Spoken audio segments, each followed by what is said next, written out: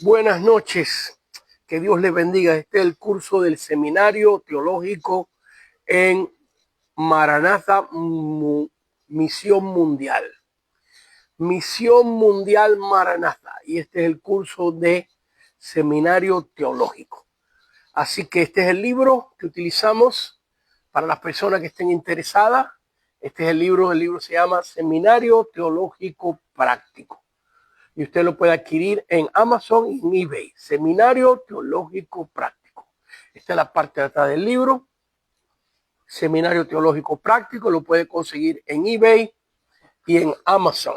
Hoy estaremos en la página 55 de este libro. La página 55 estudiando. Y entramos hoy a una sección que ya dimos esta sección en el curso, pero solamente dimos parte de la sección de lo que es las profecías, diferentes tipos de profecías. Hoy vamos a estudiar Cristo a través de la profecía. Cristo a través de la profecía. Y vamos a mantenernos en este tema el resto del año. Bueno, solamente nos queda parte de noviembre y de diciembre. Y si están interesados, les voy a dar fechas para que anoten, hermanos, ¿ok? Porque recuérdense que vienen muchos días festivos donde no vamos a tener clases, ¿ok? Entonces, miren,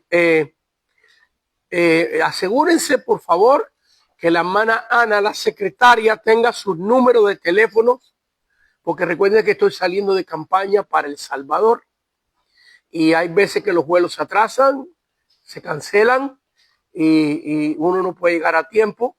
Así que la semana que viene el pastor Eri Soto dará la clase. Muy bien. Noviembre 25 clase. Diciembre 2 clase. Diciembre 9 clase. Diciembre 16 clase. Se la estoy dando en adelantado para que puedan hacer sus planes personales. Noviembre 25, diciembre 2, diciembre 9 y diciembre 16. ¿Ok? Ahora, ¿qué día no hay clases? Diciembre 23 y diciembre 30 no hay clase. ¿Ok? Luego para el año que entra, hermano, en enero 6, enero 13, enero 20, enero 27. Se lo repito.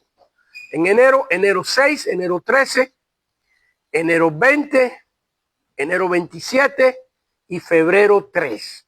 Son las 5 clases. Así que ahí tienen información. Los que no la copiaron bien me ven después de la clase y se las doy otra vez. ¿Ok? Y las personas que nos están viendo en Facebook, en Amazon, nos dispensan un poquitito, pero estas cositas tenemos que hacerlas en la clase. Muy bien, hermanos. Así que vamos adelante. Página 55 del libro. Cristo a través de la profecía. Estén listos para anotar porque ustedes ahí tienen los versículos, las notas. Y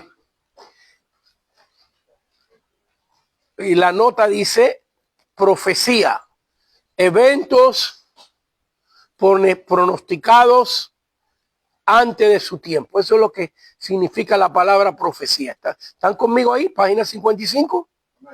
La definición de lo que es profecía.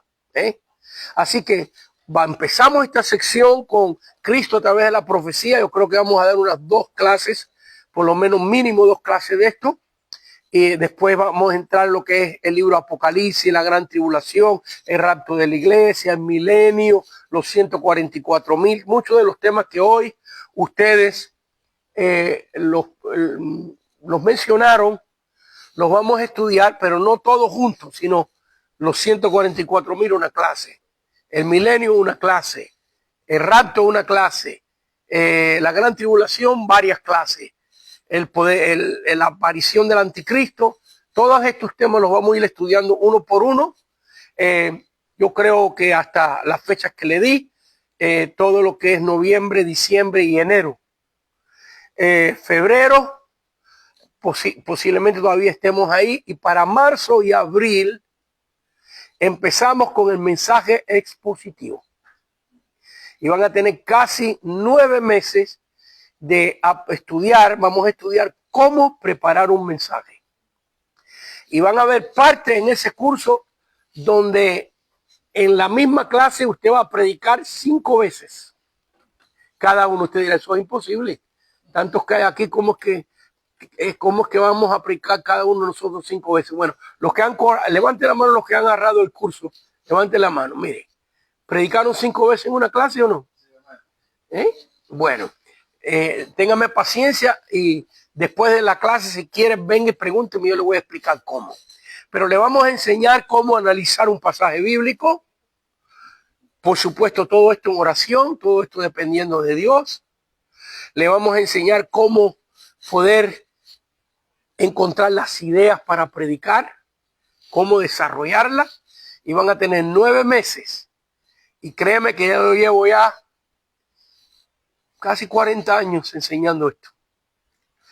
Así que me ha tocado gente media lela, otros medios tontitos, y créeme que han aprendido. ¿Qué quiero decirle, hermano? Que usted va a aprender también. Así que confíen en Dios y confíen en mí. Así que en diciembre terminan ustedes el segundo año y entramos el tercero. Así que ahora empezamos, página 55, una vez más, los que nos están viendo en Facebook, etcétera, dispensen esta introducción de la clase que era necesaria. Muy bien. Entonces vemos aquí profecía, eventos pronosticados antes de su tiempo.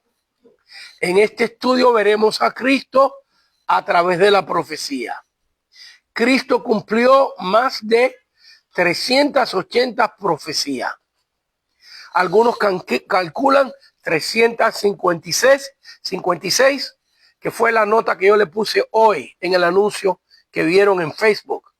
356. Otros han calculado 300. Otros han calculado 380 profecías. Por supuesto que no vamos a estudiar tantas, pero en la clase ustedes tienen la hoja, pueden ver que tienen 22. Hemos escogido 22 de las 300 y tantas profecías que cumplió Cristo. Y por eso nosotros sabemos que Jesús de Nazaret es el Hijo de Dios. Es el Cristo. Esta es una de las señales principales que él cumplió todas estas profecías. Así que empecemos, hermanos. En sus notas vemos ahí que dice la Biblia que Jesús nacería de una mujer, y nos vamos a ir a Lucas capítulo 31. Lucas capítulo 31, y por supuesto que todos sabemos esto. Yo creo que ahí hay muy poca discusión. Hasta los testigos de Jehová creen que Jesús nació de una mujer. Hasta los musulmanes creen que Jesús nació de una mujer. ¿Ves? Es algo común, y ustedes lo han leído. Lucas capítulo 1, versículo, como pueden ver en sus notas, lo están viendo ahí. Tienen Génesis 3:15, me lo estoy saltando. Lucas capítulo 1, versículo del 31 al 35. Y este es un pasaje que lo vamos a ver varias veces, y dice así la Biblia. Aquí vemos al ángel Gabriel hablando con María. Y ahora concebirás en tu vientre. Fíjense que cada frase en la Biblia, cada palabra, tiene muchas enseñanzas. Así que al decir que María va a concebir en tu vientre, vemos aquí que Cristo eterno, en el principio era el verbo, y el verbo era con Dios, y el verbo era Dios. El Cristo eterno se está humanizando y está escogiendo el canal humano, pero a la misma vez por un milagro divino. Porque si el Mesías nace de una intervención de hombre y de mujer, como todo ser humano nace en pecado.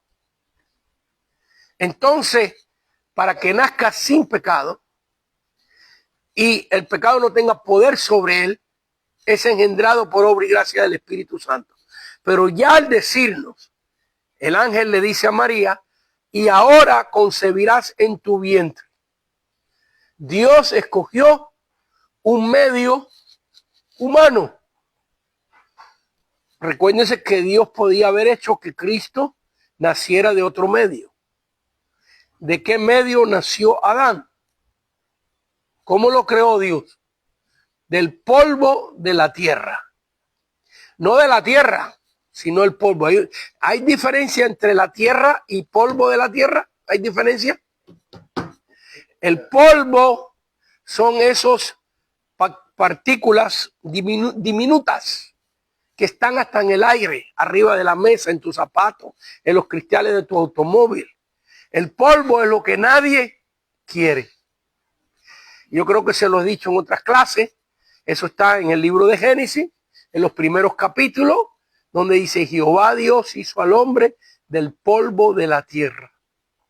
Y yo creo que le he dicho en otras clases que el hombre ha vendido de todo.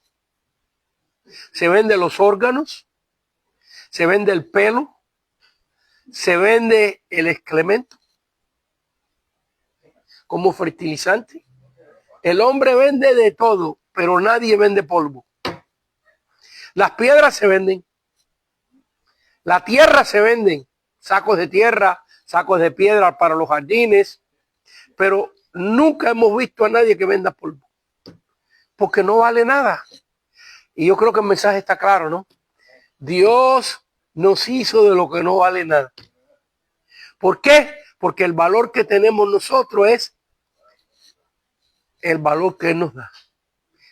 El Theos Nestus, el aire, el soplo divino que Dios respiró en la nariz de Adán y fue Adán un ser viviente. Eso es lo que vale. Porque cuando ese Theos Nestus, ese soplo divino sale de ti, tu alma, tu espíritu sale de ti, ¿qué le pasa a tu carne? Se hace polvo otra vez. Hasta los gusanos se deleitan contigo. Terminamos así. Bueno, entonces vemos aquí que empieza la Biblia: ahora concebirás en tu vientre y darás a luz un hijo. Aquí ya vemos varios términos.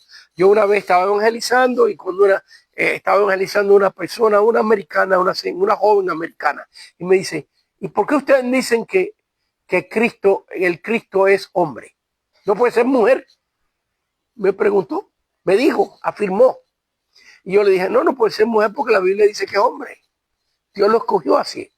Hijo, dice aquí: concebirás en tu vientre y darás a luz un hijo y llamarás su nombre Jesús, que significa salvación. Otras traducciones dicen Salvador, pero creo que la palabra más adecuada para el nombre Yeshua es la palabra salvación. Muy bien. Entonces, aquí vemos que hay una profecía escrita en el Antiguo Testamento, en Génesis 3:15, que el Cristo iba a nacer de una mujer, y aquí se cumple. Y usted dirá: pero es que eso es obvio. Bueno, para nosotros es obvio porque la Biblia lo dice y lo hemos oído aún antes de ser evangélicos, esos que nos criamos en la Iglesia Católica, como yo me crié en la Iglesia Católica. Se nos enseñó que nació de María. Así que es una cosa obvia para nosotros. Pero déjame decirle, ¿y Eva cómo fue creada? ¿De dónde? Eva, ¿de dónde fue creada? De la costilla de Adán. Y Adán del polvo. Entonces ahí Dios nos pudiera, la Biblia pudiera enseñar de que Jesús fue creado del polvo. O Dios podía haberlo hecho que naciera de un árbol de aguacate. Porque para Dios no hay nada imposible. Pero estaba profetizado que cuando viniera el Cristo, nacería de una mujer. Así que es importante. Se cumplió eso. Muy bien, vamos al subtítulo 2. Nacería de una virgen. Isaías 7:14. Muchos de estos pasajes ustedes los conocen muy bien. Lo han estudiado. Yo estoy buscándolos despacito para si alguna persona que nos está viendo los que están comenzando, también ellos los puedan conseguir. Y en Isaías capítulo 7, Isaías capítulo 7, versículo 14, Isaías escribe 742 años antes de Cristo. Y vemos aquí que está profetizado. Dice, por tanto, el Señor mismo os dará señal. Y vaya señal esta, ¿eh? Entonces, esta es una señal muy importante. Porque, lo leo, he aquí que la virgen, una mujer virgen, concebirá y dará a luz un hijo.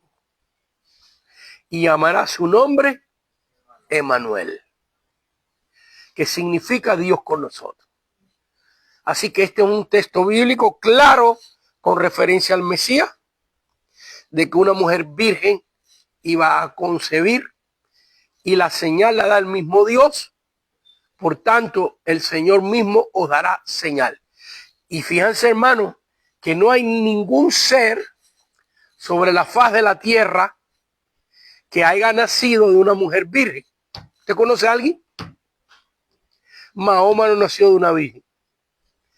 Confucio no nació de una virgen. Buda no nació de una virgen. Jesús es el único. Esta es una señal. Esto es un milagro induplicable. ¿Qué me está pasando a mí? Cada día el acento cubano se pone peor. En vez de ponerme mejor viviendo entre tanta gente de México. Yo creo que sí. Mi esposa que está aquí, es que estoy tan enamorado que me pone todavía nervioso. Todavía me pone nervioso. Tienes el mismo problema que tengo yo. A ver. Con una mexicana. Ah, sí, bueno, pues por eso. Bueno, muy bien. Entonces vemos aquí que este milagro no se duplica. Ah, ya le encontré la vuelta, ¿cómo decirlo? No se duplica. Fíjense que hay milagros en la Biblia que se acontecen varias veces. Ve, por ejemplo, en el Antiguo Testamento nunca nadie sanó un ciego. Se sanaron leprosos, se resucitaron muertos, se dividió el Mar Rojo, el río Jordán. En los tiempos de Josué, Dios paró el planeta Tierra. Porque el planeta Tierra es que gira alrededor del Sol. Y dice la Biblia que Dios paró el Sol. Pero lo que pasa ahí es que Dios paró el planeta Tierra. Pero si Dios dice que paró el Sol, yo lo creo también. No hay problema. ¿Ve? Pero la sanidad de un ciego, no hubo nadie que sanó ciegos, sino solamente Cristo. Ya en el libro de los Hechos, creo que algunos de los apóstoles oraron por ciegos y se sanaron también. Así que vemos ahí que hay milagros que el único milagro que nadie ha podido duplicar ni hacer es nacer de una virgen. Porque eso estaba diseñado para solo el Señor. Ahora, fíjense este versículo, créame, que podemos entrar en la hermenéutica de este versículo, en el análisis de cada palabra y hacer, quizás, sin exagerarle, 10 clases. Por arribita les voy a mencionar así, algunas cositas nada más. ¿Ves? Por tanto, el Señor mismo dará señal. He aquí que la Virgen concebirá. Entonces yo creo que la mayoría de los creyentes estamos claros en eso. De que en Lucas capítulo 1, lo tienen en sus notas también, por supuesto. ¿Ves? Nacerá de una virgen. Lucas capítulo 1, el versículo del 31, 34 y 35. Ahora vamos a regresar allí. Y estamos de acuerdo que Jesús fue concebido por obligarse al Espíritu Santo. Pero el argumento viene en lo que sigue. ¿Ok? Es aquí que la Virgen concebirá y dará a luz un hijo. Ahí está el argumento. ¿Lo puede ver? ¿Lo puede identificar? Porque algunos interpretan eso como que no solo Jesús fue concebido por obra y gracia del Espíritu Santo, siendo María virgen, sino que dio a luz a Jesús siendo virgen. ¿Puede hacer Dios eso? Yo creo que sí lo puede hacer. Pero el otro argumento que hay es que María, la concepción es divina, pero el parto es humano, y que María, cuando da luz a Jesús, dejó de ser virgen por su parto natural. Que la virginidad tenía que ver solo con la concepción. Yo le voy a dejar a ustedes que escojan, pero le estoy dando los diferentes puntos de vista. Ahora viene el otro argumento. El otro argumento es que nosotros vemos en la Biblia, vamos a Mateo capítulo 1 para ver este argumento, ¿ves? Con relación al nacimiento de Jesús. Ok, Mateo capítulo 1, no voy a leer todos los versículos del versículo 18 en adelante. Mateo capítulo 1 dice: el nacimiento de Jesucristo fue así, estando desposada María, su madre, con José, antes que se juntase, se halló que había concebido del Espíritu Santo. Ahora, nos vamos hasta los últimos versículos, versículo 24, vemos el versículo 25, versículo 24, para ubicarnos un poquito mejor. Es más, vámonos al 23. He aquí, una virgen concebirá y dará a luz un hijo y llamará su nombre Emmanuel. Vemos que aquí en Mateo se está citando el versículo que Isaías escribió 742 años antes de Cristo. Y vemos aquí que Mateo, que es hebreo, es israelita, está citando a Isaías para probar el nacimiento virginal de Cristo. Dice el versículo 24: despertando José del sueño, hizo como el ángel del Señor le había mandado y recibió a su mujer. Pero no la conoció. Recuérdense que aquí el asunto de conocer no es que no sabía quién era María, que nunca la había visto, ni nada de eso. Aquí tiene que ver con intimidad. No la conoció hasta que dio a luz a su hijo primogénito y le puso por nombre Jesús. Así que aquí el argumento que empieza Isaías 7:14, María concibe siendo virgen, pero ahora da a luz.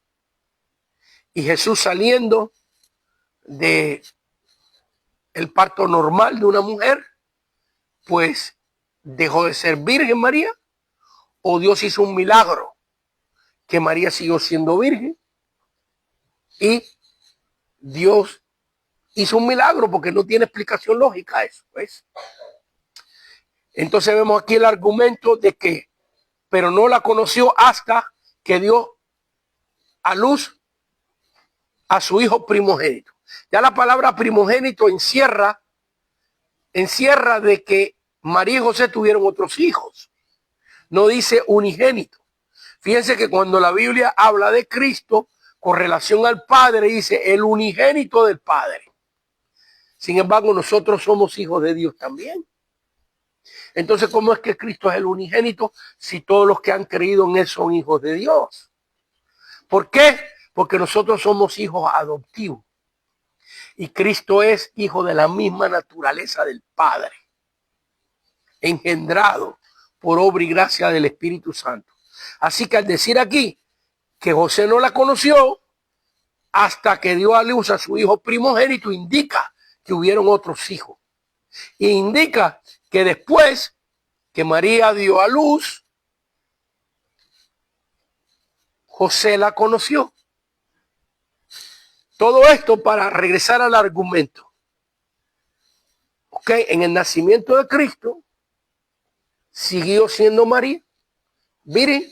Algunos creen que sí, porque Dios no le va a entregar a José una mujer que no fuera virgen cuando María era virgen. ¿Ves? ¿Ves? Entonces, algunos dicen que fue un milagro, que así como concibió, así esa criatura salió fuera. Otros enseña de que Jesús nació en un parto normal. María dejó de ser siendo virgen, pero Dios hizo un milagro y la hizo virgen otra vez. La sanó, en otras palabras. ¿Es posible eso? Las dos cosas son posibles. Las dos cosas son posibles. Y bueno, ya veo manos levantadas. Prepárense con el micrófono. Es un argumento difícil. Las dos cosas son posibles. Lo que sí es de seguro es que María concebió por obra y gracia del Espíritu Santo. Eso es seguro. Lo que otro que es seguro es que José y María tuvieron otros hijos. Ok, vamos a profundizar un poquitito más ahí. Pero a ver, acá la jovencita que está acá al frente levantó la mano. Por favor, yo quiero invitarla a salir conmigo después de la clase. Los que me están viendo, que no saben con qué estoy hablando con mi esposa, ¿ok? No voy a hacer que me empiecen ustedes a acusar a mí de que el hermano Aquiles en las clases está invitando jovencitas, ¿ves? Muy bien. Me sonrojas. A ver.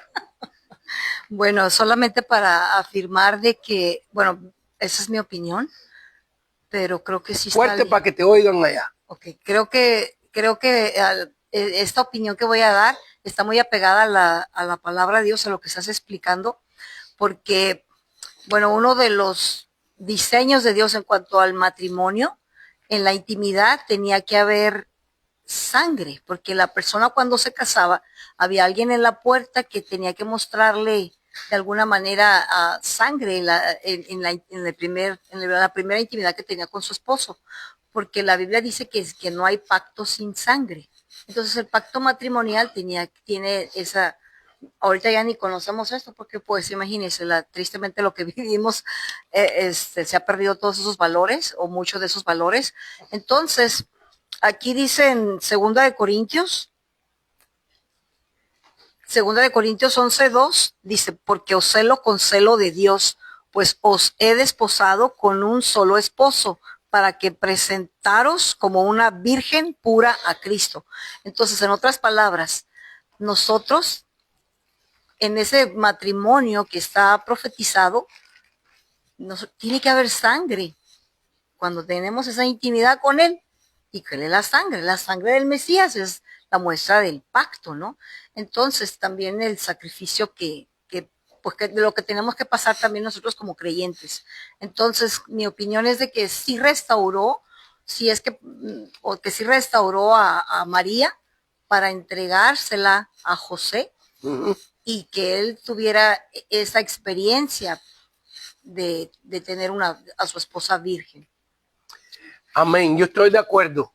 Ya sea de una manera u otra, ya sea que Jesús nació y María siguió siendo virgen por un milagro de Dios, o ya sea que Dios quiso que Jesús naciera por un medio humano, perdón, que no están viendo que tengo bastante catarro, como pueden escuchar mi voz, Jesús naciera por un medio humano, rompiera el canal, me están entendiendo, ¿verdad? Femenino, y Dios sanarla y entregarle a José una mujer virgen, como era en la costumbre hebrea y como está profetizado en la palabra de Dios. Así que lo que podemos dar de seguro en este caso es que María concibe por obra y gracia del Espíritu Santo.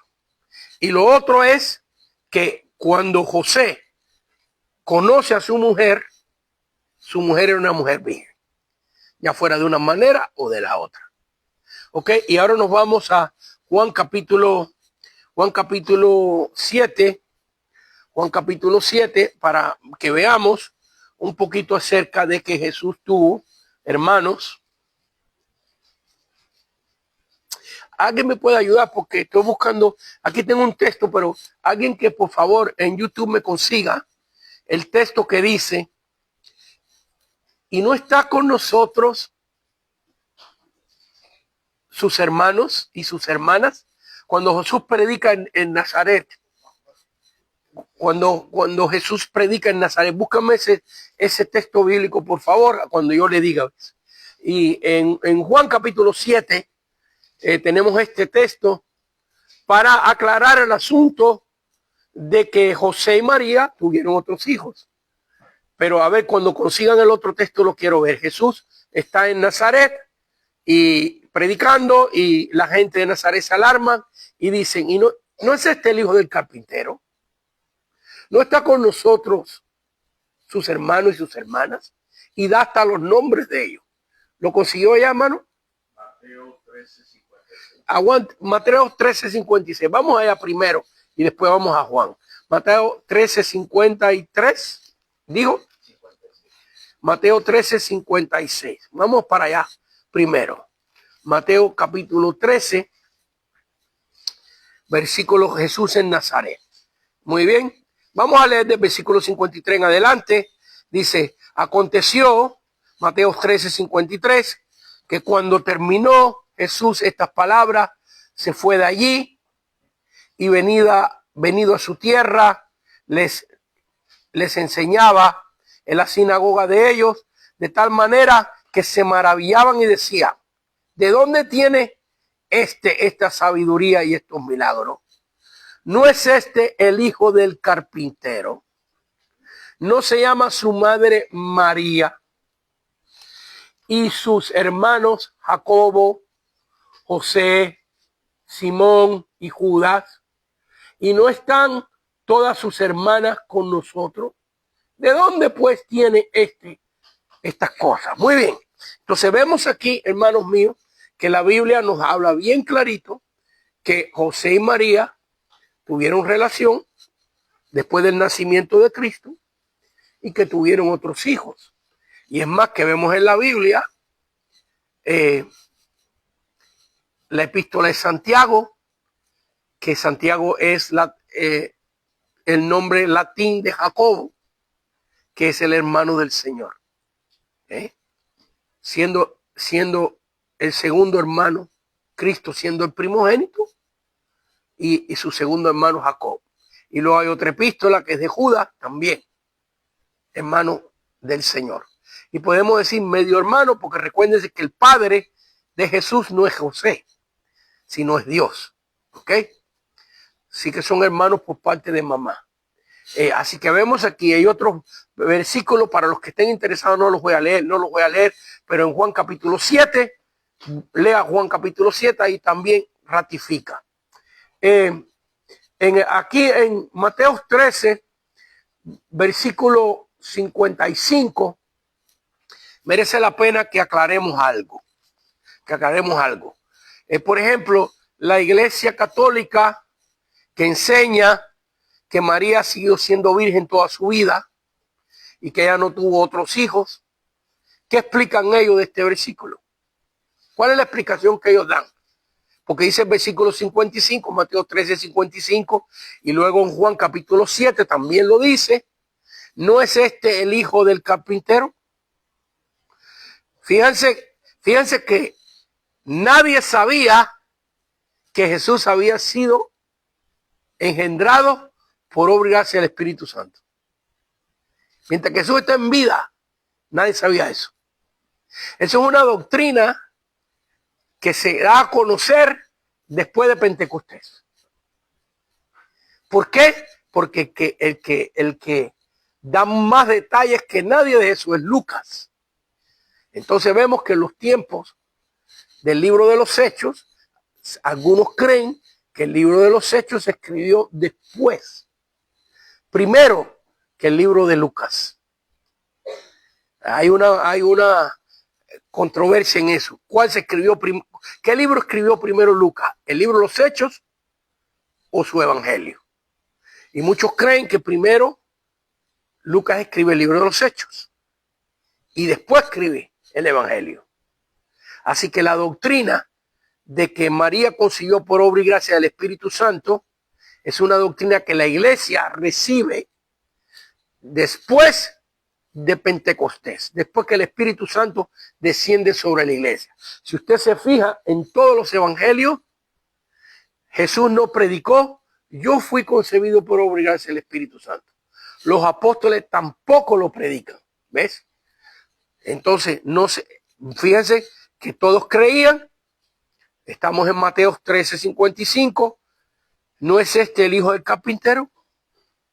¿No se llama su madre María y sus hermanos Jacobo, José, Simón y Judas? Ahora, hermano, el que María haya sido una esposa para José y que José y María hayan tenido intimidad, hayan tenido hijos, el matrimonio es una bendición de Dios. El tener hijos es una bendición de Dios. ¿Por qué hay tanto problema con esto? De que María siguió siendo virgen. ¿Qué explicación da la Iglesia Católica de esto? Que se enfocan en la palabra hermanos. No están aquí sus hermanos, porque en el hebreo la palabra hermanos se usa no solamente para hermanos de carne, sino para parientes, primos, y ellos dicen que estos eran primos. Otra explicación que ellos dan es que José es viudo, se casa con María y que todos estos hijos que están aquí son hijos de José en otro matrimonio. Pero ¿dónde dejamos lo que leemos en Mateo? Que no la conoció hasta que nació su primogénito. Ahí está claro que tuvieron intimidad. Espérame, hermanita, tantito. Y preparemos el micrófono porque allá atrás hay una opinión. Pero fíjense, esto es importante, que la Iglesia Católica dice que la palabra hermanos aquí y en otras partes donde la Biblia dice que Santiago, Jacobo es hermano del Señor, en Primera de Corintios la Biblia habla de eso, en Juan capítulo 7 la Biblia habla de eso. Ellos dicen que la palabra hermano en hebreo se utiliza no solo para los hermanos de padre y madre, sino para primos y familiares. Pero el problema de este argumento es que Mateo, Juan y Corintios, que donde aparece la palabra hermanos, refiriéndose a los hermanos de Jesús, no es hebrea, está escrito en griego. Y en griego la palabra hermano es específica para los hermanos que son de línea sanguínea.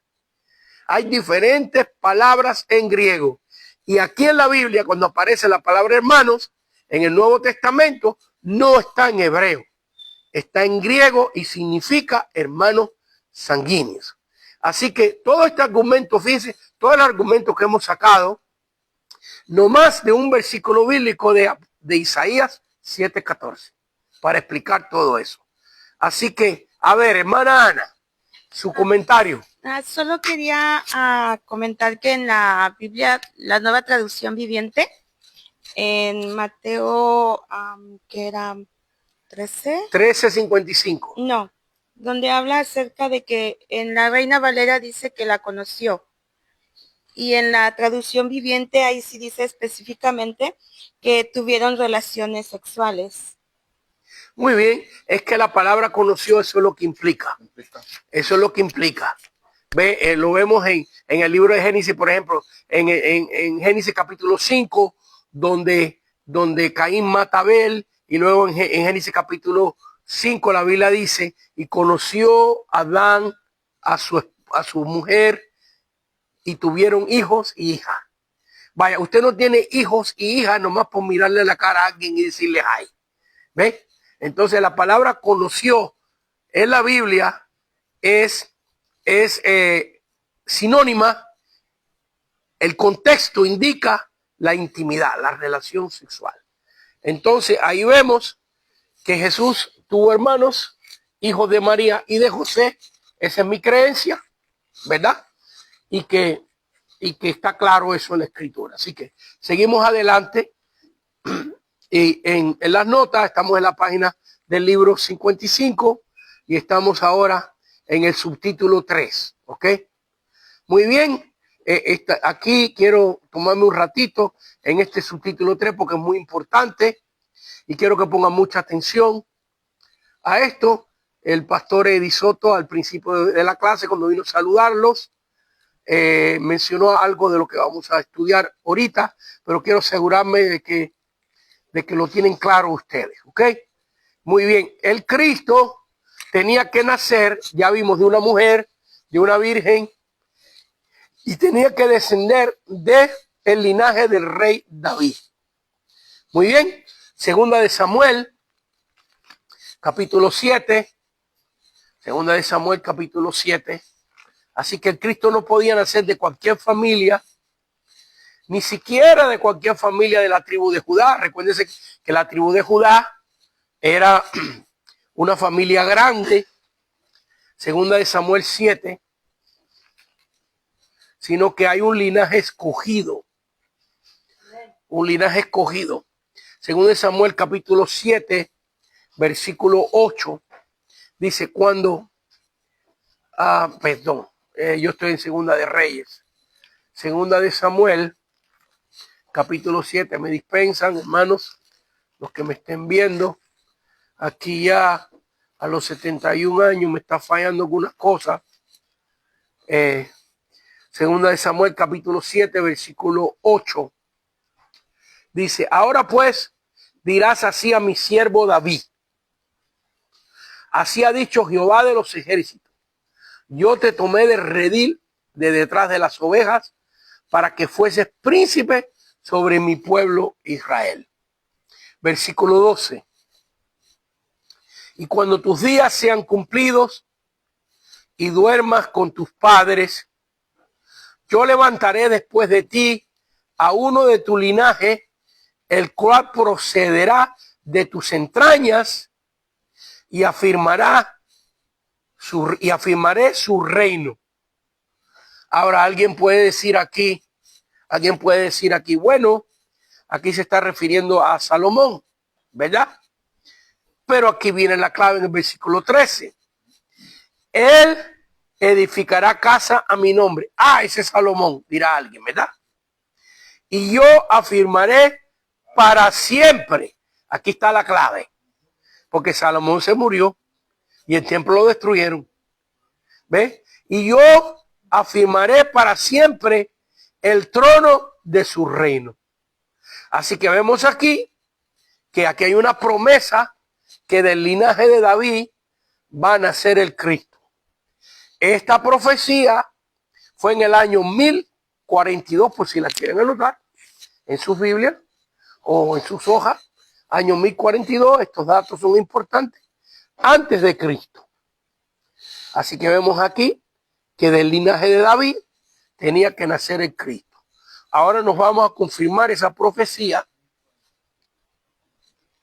El año 1042, exacto. En Mateo capítulo 1 vamos a ver, y hay dos genealogías de Cristo en la Biblia, una en Mateo 1 y otro en Lucas 3. Y vamos a ir despacito aquí en esto, ¿es? Así que vemos que es más, vamos a dejar a Mateo capítulo 1 para después. Vamos a seguir en el asunto del linaje de Jesús, de qué familia tenía que nacer. Tenía que nacer del linaje de David. Vámonos un poco más para atrás, a Génesis capítulo 49. Génesis capítulo 49, vamos a ir un poco más para atrás para ver de qué linaje tenía que nacer el Cristo. ¿Ok? Génesis capítulo 49.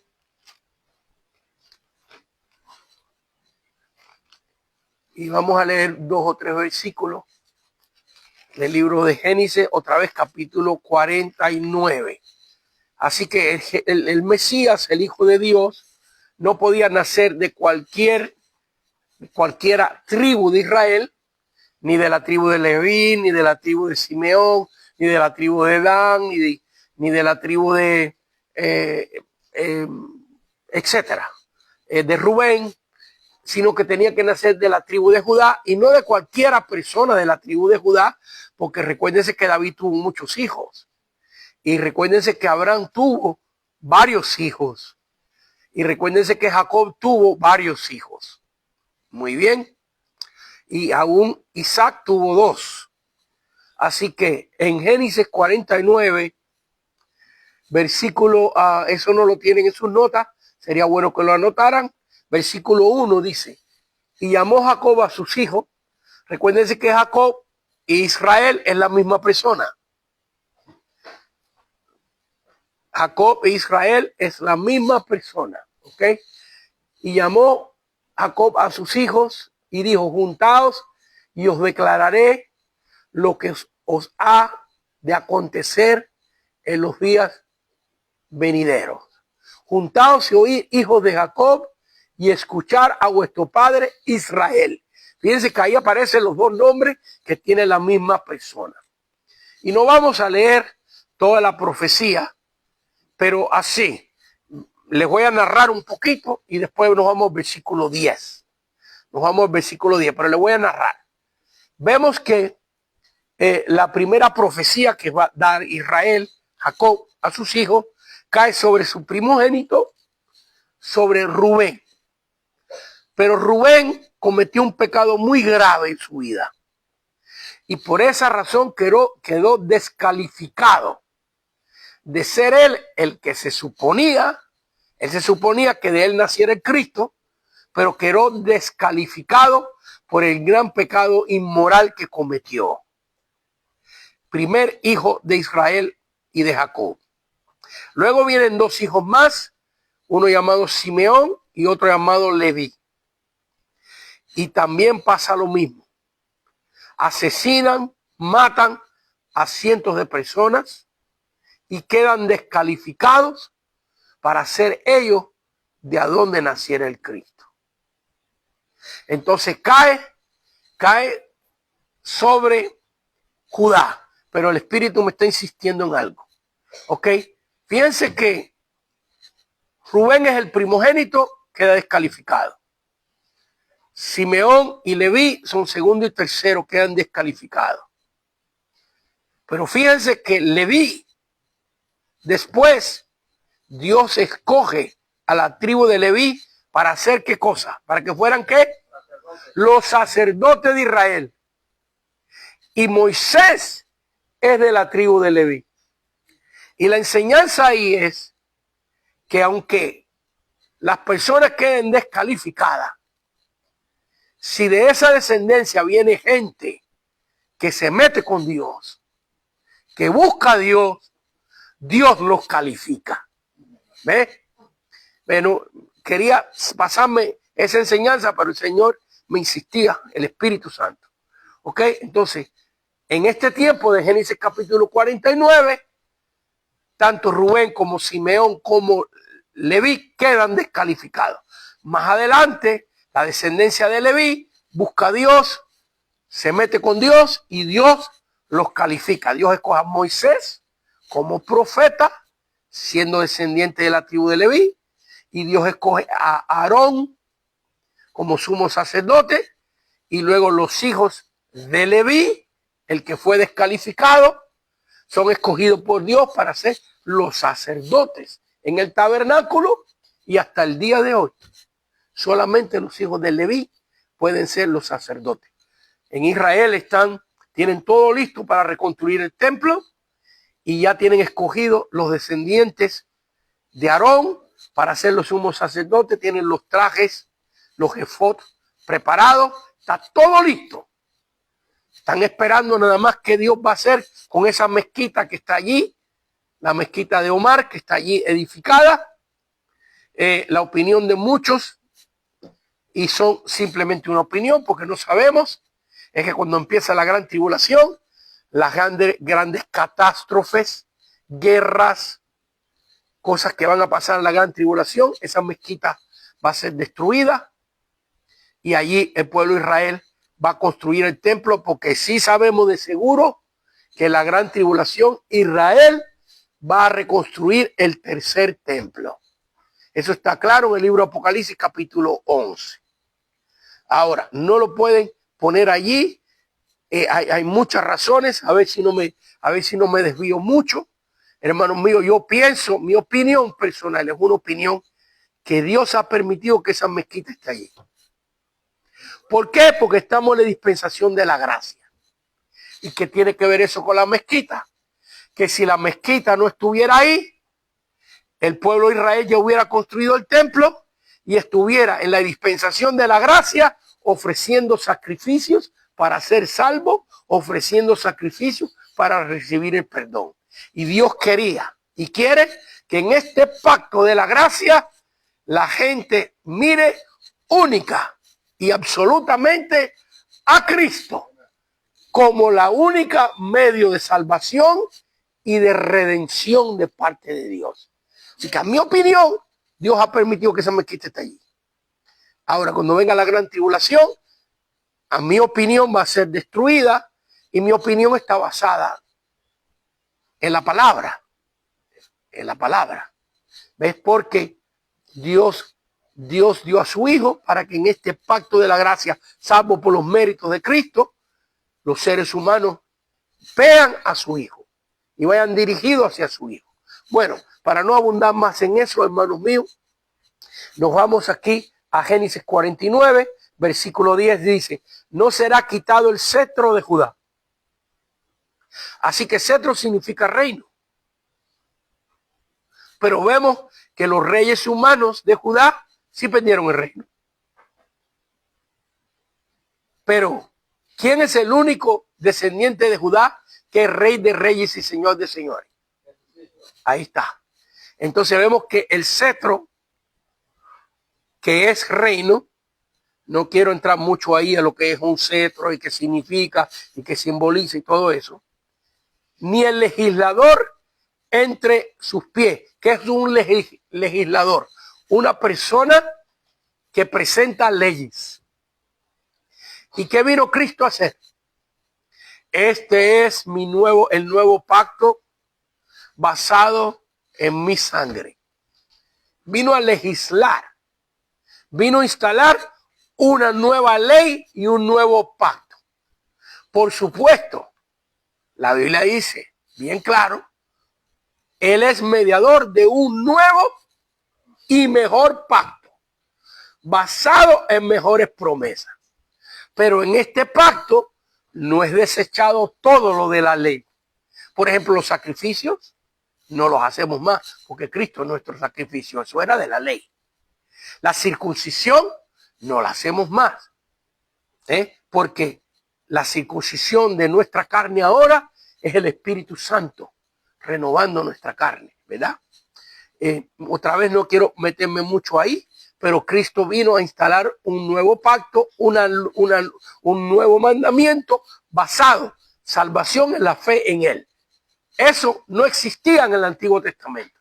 Eso existía en el Antiguo Testamento como forma profética, como Dios escribiéndolo en el Antiguo Testamento para mostrarnos a nosotros que eso iba a acontecer. Ni el legislador, estamos en Génesis capítulo 49, versículo 10, no será quitado el cetro de Judá. Nos está diciendo aquí que el Cristo tiene que nacer de la tribu de Judá, de esta familia, ni el legislador de entre sus pies hasta que venga Shiloh. ¿Y qué es Shiloh?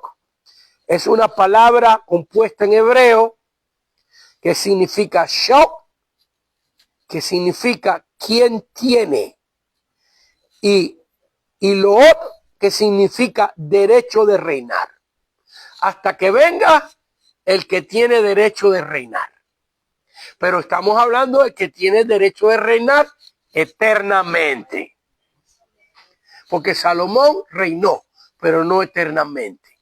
Usías es hijo de David, reinó, pero no eternamente. Ezequías reinó, hijo de David, pero no eternamente. Así que el único descendiente de David que tiene un reino eterno, que era rey antes de encarnarse, fue rey en el momento que nació, aunque Israel no lo quiso reconocer como rey, pero ¿quién fue el que reconoció a Cristo como rey? en Israel. Algunos de los apóstoles, pero hay alguien que siempre reconoció a Cristo como rey. ¿Quién fue el que le dio ese título? Dios Padre se lo dio. Y aquí lo que vale es lo que dice Dios. Si la Escritura dice que tú eres hijo de Dios, por ahí habrá alguien que dirá, ese cristiano no tiene nada. Por ahí habrá alguien que creerá por envidia, por lo que sea, que usted no es un hijo de Dios. Pero eso no vale para nada. Porque el que certifica que usted es un hijo de Dios es el mismo Dios. Así que son las 8:13. Yo creo que en esta idea vamos a terminarlo porque la quiero dar despacito y cuidadosamente. Así que leemos otra vez Génesis capítulo 49, versículo 10. No será quitado el cetro de Judá. Así que el Mesías tiene que venir de esta familia. Por supuesto que David desciende de esta familia. Ni el legislador de entre sus pies hasta que venga Sheloc. Y Sheloc es una palabra compuesta de Sheh y de Lo, que significa quien tiene el derecho de reinar eternamente. Es lo que significa esa palabra.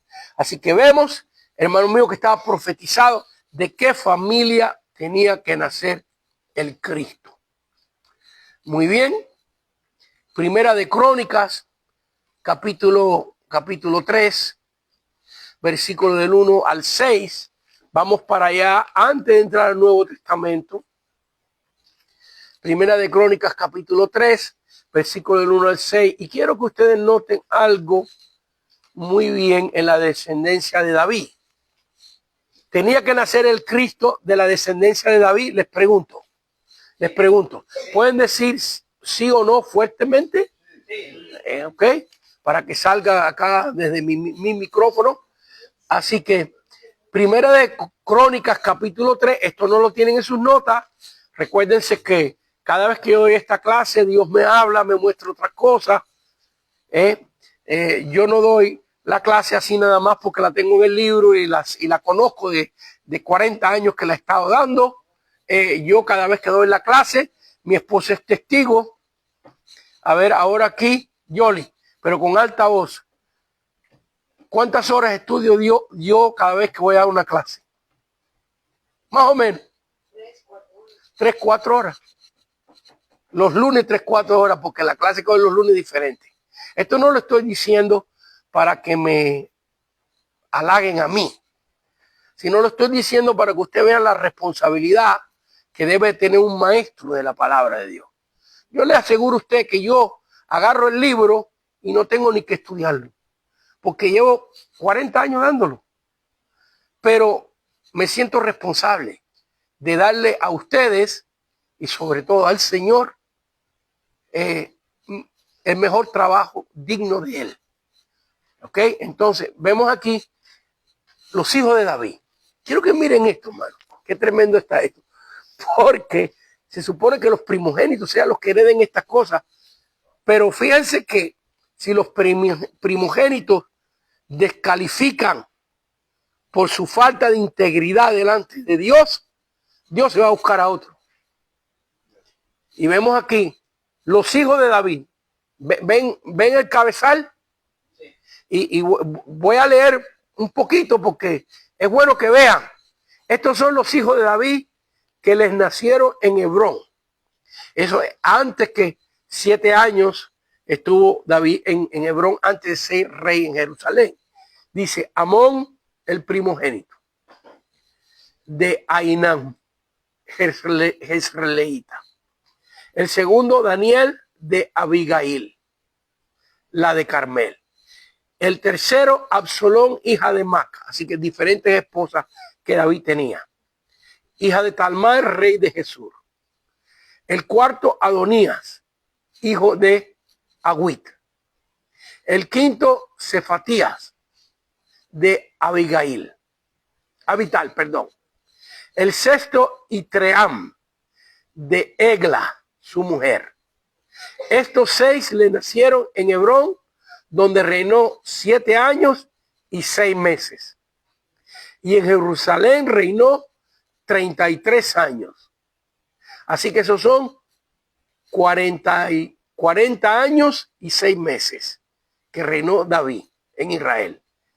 Estos 4 le nacieron en Jerusalén: Simea, Joab, Natán y Salomón. A ver, diga conmigo: Natán y Salomón, hijo de Betsabé. Así que fíjense que David tuvo varios hijos con Betsabé. Vemos que el primogénito murió. ¿Se recuerdan? Dios no le permitió la vida y murió. Luego viene Simea, Sobat, Natán y Salomón vienen siendo el tercero y el cuarto. ¿Lo ven ahí? Nos vamos a enfocar en esos 2, ¿eh? Y son hijos de Betsúa, que es Betsabé, hija de Amiel. Y otros 9, Ijar, Elisián. Bueno, David estuvo un poquito ocupado, ¿eh? Para que sigo leyendo. ¿Ves? No conté cuántos, pero quizás alguno de ustedes cuente todos los hijos que tuvo David. A ver, léalo ahí poquito mientras que yo voy buscando los otros versículos para saber cuántos hijos tuvo David de todos sus esposas. Así que Dios, esto no era la voluntad de Dios. Cristo lo aclaró en el Nuevo Testamento, pero Dios lo permitió en el Antiguo Testamento. ¿Ves? No quiero entrar en ese tema, pero una aclaración muy breve. En el Antiguo Testamento Jacob tuvo 4 esposas. Abraham tuvo varias. David, mire todas las que tuvo. Dios lo permitió en el Antiguo Testamento, pero Cristo aclaró que esa no era la voluntad del Padre y que el hombre ahora en el nuevo pacto las cosas son diferentes. Muy bien. Entonces hemos visto aquí los hijos de David. ¿Por qué hemos visto esto? Bueno, porque Cristo tiene que descender de Judá, que viene siendo tatarabuelo de David, y Cristo tiene que descender de David. Ahora nos vamos a la genealogía de Mateo. ¿Ok? Mateo capítulo 1. Mateo empieza su libro con la genealogía de Cristo. ¿Por qué? Porque está escribiendo a los judíos de la dispersión, que son judíos que hablan griego, porque escriben griego. Y escribe a los judíos de la dispersión. Algunos creen que Mateo escribió ya después de la destrucción de Jerusalén, porque escribió 45 años después de la cruz. Y si Jesús murió a los 33 años y Mateo escribe en el año 40 o el año 45 después de Cristo, después de la cruz, perdón, estamos hablando 70 y pico años, y en el año 70 Jerusalén fue destruida. Entonces Mateo escribe en griego, pero escribe a los judíos que nacen, que viven. Eso lo vemos en Pentecostés, ¿no? Que cuando cae el Espíritu Santo y los miles de judíos que están ahí celebrando Pentecostés, dicen: ¿cómo es que esto habla las maravillas de Dios en nuestras lenguas, donde hemos nacido? Ellos dicen eso. Entonces yo creo que eso no es misterio para nadie. Hoy en día los judíos están distribuidos en el mundo entero. Entonces Mateo está escribiendo a los judíos, y la señal principal de que quién iba a ser el Cristo era que tenía que descender de este linaje. Yo me recuerdo cuando yo empecé a leer la Biblia. Recuérdense que yo no vine de una familia evangélica, yo vine de una familia creyente, pero que iban a la iglesia, a las bodas, a la iglesia católica, a las bodas, a los funerales. En mi casa había en casa de mi abuelo una Biblia grande, en casa de mi casa otra Biblia grande de adorno. Yo nunca vi a mi abuelo, ni a mi abuela, ni a mi mamá, ni a mi papá, ni a ningún internado mío leyendo la Biblia. Así que cuando yo empecé a leer la Biblia dije, ¿y para qué ponen todos estos nombres aquí? ¿Ves? Porque yo leí aquí. Ahora vamos a leer Mateo capítulo 1, libro de la genealogía de Jesucristo, hijo de David, hijo de Abraham. ¿Ven cómo empieza? Mencionando de a dónde tiene que nacer el Cristo, porque la está dirigiendo a los israelitas que están en el mundo entero. Pero les pregunto a ustedes, esto es muy importante lo que les voy a decir.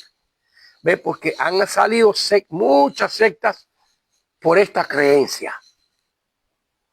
Mateo definidamente fue escrita para el pueblo de Israel en la dispersión. Clarito está eso. ¿A quién le escribió Isaías? ¿A quién le escribió Isaías? ¿A los gentiles? ¿Y a quién le escribió Ezequiel? ¿A quién le escribió? ¿Y el libro de Génesis para quién se escribió? ¿Quién escribió el libro de Génesis? ¿Y el libro de Éxodo para quién se escribió? ¿Y el de Levítico? Vaya que desde Génesis hasta Malaquías los hombres pensaron, Israel pensó que era para ellos. Bueno, y si se escribió solamente para Israel, ¿para qué lo lee usted? A ver, porque mi esposa tiene sangre israelita. No sabíamos eso. Pero nos hicimos la prueba de ADN. Yo pensaba que yo iba a tener sangre israelita. Es más, que muchos de ustedes pueden ser que la tengan y no lo sepan. Porque sabía usted que la descendencia de Judá vivió en España desde el año 70 hasta el año 1492. Más de 1400 años vivieron los israelitas en España. Y por algo usted habla español. Y muchos de ustedes que están aquí pueden ser que tengan sangre israelita. Nosotros no sabíamos. Y mi esposa tiene, yo no tengo. Yo me hice la prueba y salió que yo tengo sangre española, portuguesa. Pero mi esposa sí tiene sangre apache. Que le sale, esa le sale más a menudo que nunca. A ver, del año 70 al año 1492, los judíos, los descendientes de la tribu Judá, hoy se llaman judíos sefardí. Judíos sefardí. Y usted, si se hace una prueba de ADN, no se asombre si tiene un porcentaje de sangre israelita. Muy bien. Entonces vemos aquí la pregunta. Aquí va, otra vez. Híjole, me quedan unos minutitos nada más. Hoy me voy a extender un poquito, ¿qué? Porque tuve que empezar un poquito tarde y no me eche las culpas a mí, écheselas a su pastor. Nomás no le digan que yo dije esto porque no quiero problemas. Mire hermano, esto es importante. Si desde Génesis hasta Malaquías se escribió para Israel, ¿para qué usted lo lee? O, póngame atención hermano. O, Israel pensó que era para ellos nada más. Pero ¿y Dios? ¿Lo escribió solo Dios para Israel? ¿O lo escribió Dios pensando en nosotros también? Entonces entonces fíjense, vamos a mirar esto al revés. El libro de Lucas y el libro de Hechos, ¿para quiénes se escribieron? Para los gentiles. El libro de Marcos, para los gentiles. El libro de Juan, epístola universal, para todos. Entonces, ¿puede un judío leer el libro de Lucas y del libro de los Hechos y es para ellos? Entonces, una cosa son los conceptos humanos y otra cosa es el plan que Dios tenía. Entonces, aunque esto se escribió para Israel, esto es para nosotros. Eso, nosotros que la mayoría, a lo mejor no tenemos nada de sangre de Israel, somos gentiles, pero hemos creído en Cristo. Hemos sido bendecidos con el libro de Mateo y con el libro de Isaías. y con el libro de Génesis. Palabra de Dios viva y eficaz. Y déjame decirle que han habido sectas que han enredado a miles y a miles de personas con este concepto de que el Antiguo Testamento no es para nosotros hoy. Es más, que una secta muy poderosa dirigida por un personaje llamado Marción, que enseñaba que solamente la Biblia para los gentiles era las epístolas de Pablo, el libro de los Hechos y el libro de Lucas. Que todo lo demás no era para nosotros. Así que han habido religiones muy tremendas. Me voy a enfocar rápidamente porque no quiero soltarlo muy tarde, pero esto es muy importante. Nos vamos. No puedo. Tengo que meterme aquí. Ok, así que ustedes hoy me perdonan. Versículo 2. Pero voy a ir rápido. Abraham engendró de Isaac. Versículo 2. Engendró de Isaac a Jacob, Jacob a Judá. ¿Ve? ¿Cuántos hijos engendró Jacob? ¿Cuántos hijos engendró Jacob? ¿Cuántos hijos engendró Israel? ¿Cuántos? 12. Sin embargo, menciona uno nomás. Judá. ¿Por qué? Porque se está refiriendo al linaje de Cristo. Así que Jesús tenía que nacer en su humanidad, tenía que tener la sangre de estos personajes y sus hermanos. Judá engendró de Tamar, Filistea. ¿Está conmigo? Amén. ¿Ok? Judá engendró de Tamar a Fares. ¿Ok? Nos vamos más adelante, versículo 5. Salmón engendró de Rahab. ¿Rahab qué es? Cananea. Muy bien, Salmón engendró de Rahab a Boz y Boz engendró de Ruth, moabita. ¿Están conmigo? Amén. Versículo 6. Isaí engendró al rey David y el rey David engendró a Salomón, de la que fue mujer de Urías, Betsabé, Etea, también gentil. ¿Por qué le estoy afirmando esto? Porque en la línea sanguínea de Cristo hay mujeres gentiles. Hay sangre gentil. ¿Qué nos está enseñando la Biblia? Nos está enseñando la Biblia una profecía para la salvación de los gentiles. Y aquí podemos profundizar mucho. Pero, ok, otra vez, versículo 6. Isaí engendró del rey David. Isaí engendró al rey David y el rey David engendró a Salomón, de la que fue mujer de Urías. Entonces, versículo 16. Y Jacob engendró a José, marido de María. Así que José desciende ¿de quién? ¿De qué hijo de David desciende José? ¿De qué hijo de David desciende José? ¿Se lo leo otra vez? Otra vez, dígalo fuerte en alta voz, por favor. De Salomón. ¿Está en la Biblia? ¿Está claro? Así que José es descendiente de Salomón. Nos vamos al libro de Lucas y voy a acelerar esto, hermano. Vamos a estar unos 5 minutitos más tarde hoy. Me perdonen los que nos estén viendo y ustedes, los estudiantes, pero no quiero dejar esto en el aire. Quiero terminar con esto. Lucas capítulo 3, ok, y en Lucas capítulo 3 tenemos otra genealogía de Jesús. Pero en Lucas capítulo 3 no voy a leer muchos nombres, nada más voy al grano para que ustedes vean. Entonces José desciende del linaje de David. ¿De qué hijo? Salomón. Otra vez, ¿de qué hijo? Salomón. Otra vez, porque nada más que hay 2 o 3 que lo están diciendo. ¿De quién? De Salomón. De Salomón. Muy importante esto, ¿ok? Es muy importante que usted le ponga atención a esto, porque a mí me tomó años descifrarlo. Y ustedes lo están recibiendo aquí en un ratito, ¿ok? Muy bien, nos vamos aquí. ¿Qué dice el cabezal en Lucas capítulo 3, versículo 23 en adelante? Jesús mismo, al comenzar su ministerio, era como de 30 años, hijo según se creía de José, hijo de Eli. Muy bien, eso no voy a entrar mucho en él. Genealogía de Jesús.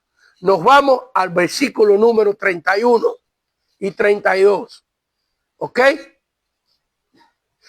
¿Cuáles son los dos hijos de David cuando leímos la genealogía de David que hicimos énfasis? ¿Cuáles dos? ¿Cuáles fueron los dos nombres? Hijos de Betsabé, que los repetimos. ¿Cuáles fueron los dos nombres? Otra vez fuerte.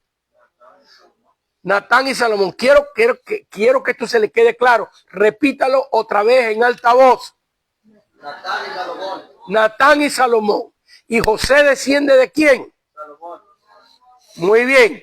Y ahora en Lucas capítulo 3, la genealogía de quién. Otra vez, díganlo. La genealogía de Jesucristo, versículo 31. Hijo de Malea, hijo de Naimán, hijo de Matata, hijo de Natán. A ver, diga conmigo, Natán. Hijo de David. Entonces aquí la genealogía es ¿de qué hijo de David? Otra vez fuerte. Pero allá nos dijo que Jesús, la genealogía de José es hijo de Salomón. Y aquí nos dice que es hijo de Natán. Por ahí oí que alguien dijo María.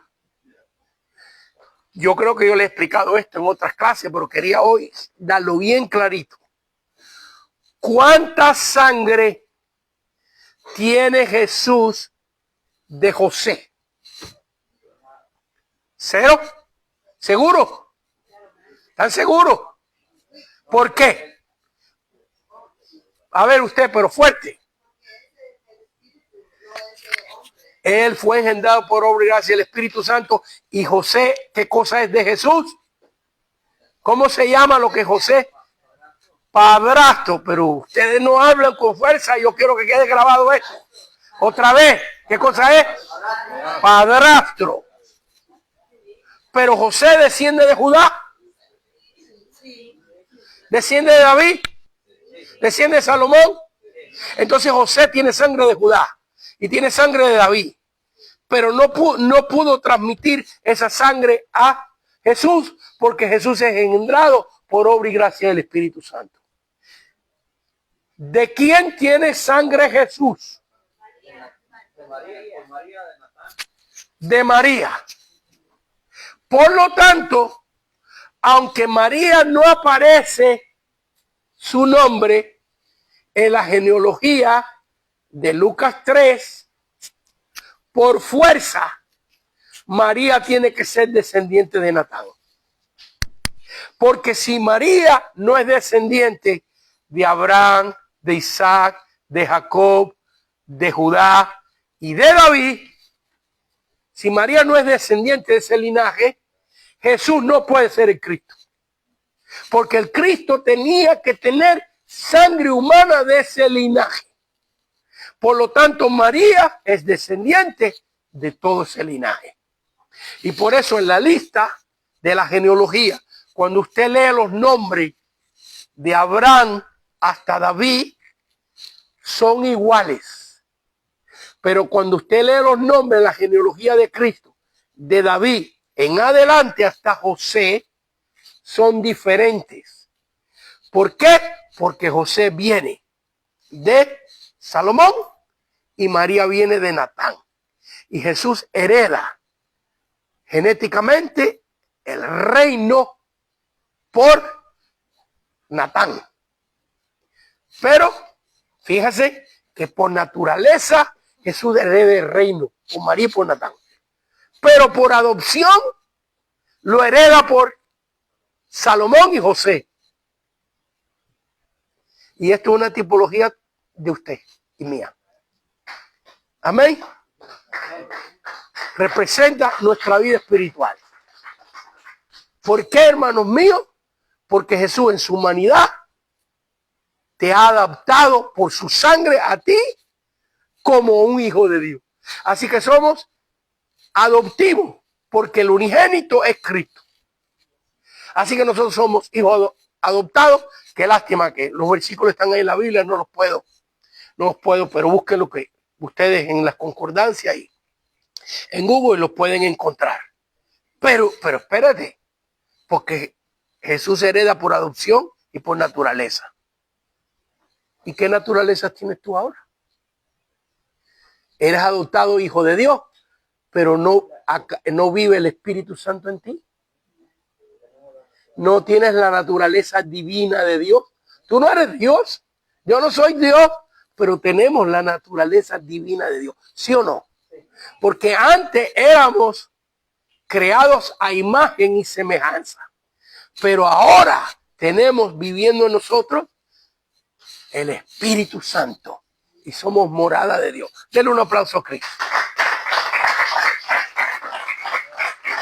Señor, te damos gracias en esta noche por esta clase que hemos tenido y que seguiremos estudiando acerca de Cristo a través de la profecía. Y cómo, Señor, tú, Dios Padre, tomaste el tiempo de escoger a hombres que escribieran con certidumbre, con sujeción a ti, lo que tú les dictabas, lo que tú sembrabas en su espíritu, para que nosotros tuviéramos estas profecías que certifican, que aseguran que Jesucristo es el único que las pudo cumplir y es el Hijo del Dios viviente. Y a ti damos toda la gloria y toda la honra en esta noche. Amén, amén y amén. Que Dios les bendiga. Nos vemos en la próxima clase. Bendiciones, hermanos.